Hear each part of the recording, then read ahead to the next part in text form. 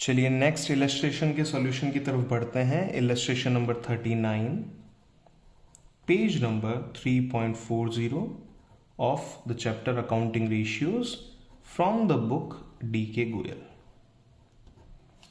शुरुआत करते हैं। From the following balances obtained from the books of Hira limited calculate proprietary ratio. तो question ने कहा है कि हमें प्रोप्राइटरी रेशियो की कैलकुलेशन करनी है। तो शुरुआत करें। प्रोप्राइटरी रेशियो का फॉर्मूला लिख लेते हैं पहले। Proprietary ratio equals to equity divide by total assets. चलिए आगे बढ़ते हैं, इंफॉर्मेशन लेते हैं। पहली इंफॉर्मेशन जो आपके पास में यहां अवेलेबल है वो कहती है प्लांट एंड मशीनरी। देखिए प्लांट एंड मशीनरी दे रखा है, लैंड एंड बिल्डिंग दे रखा है, तो ये असेट साइड के आइटम्स दे रखे हैं। तो मैं टोटल असेट तो यहां पे निकाल ही सकता हूं। Total assets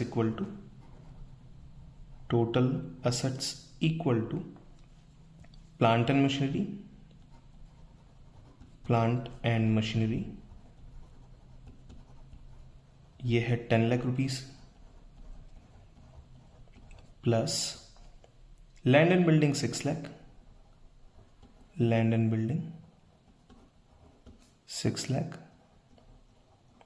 plus motor car 370, furniture 150, motor car 370 plus furniture 150। सब असेट साइड के आइटम्स हैं। स्टॉक दे रखा है 450 plus stock 4,50,000। Value of debtors 90,000, debtors 90,000 और cash at bank 340, cash at bank 340।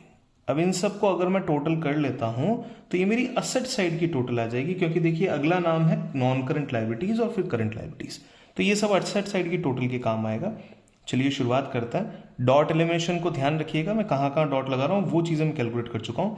10 lakh, 16 lakh, 19 lakh, 20 lakh, ये हो गया है 21 लाख, 25 लाख, 25 लाख, 28 लैक्स, 160 होता है तो 29,60,000 एंड 40,000 हो जाएगा 30 लाख रुपीस।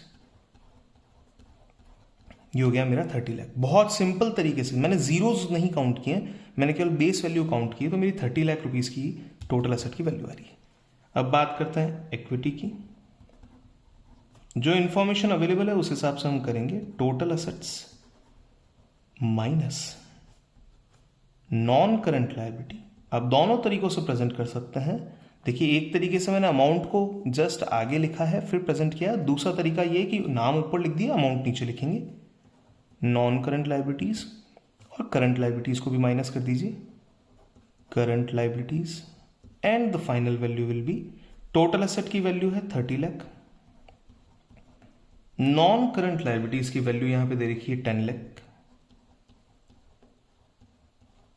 करंट लायबिलिटीज की वैल्यू दे रखी है 6,20,000। चलिए फाइनल वैल्यू निकालते हैं। 30 minus 10 20, 20 minus 6 is 14, 14 minus 20,000 is 13,80,000। डाल दीजिए डेटा। इक्विटी की value 13,80,000 divide by value of total asset 30 lakh.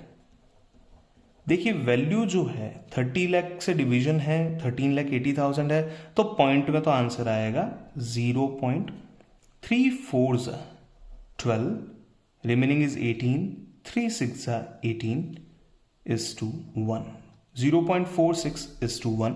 This is my answer. Let's check सही है गलत है, देखते हैं। तो यहां पे shareholder fund total asset 30 lakh, total assets यहां आ चुका है, टोटल एसेट में से ट्रांसफर करके शेयरहोल्डर फंड आ जाएगा 1380 और ये फाइनल आंसर है 0.46। That's it.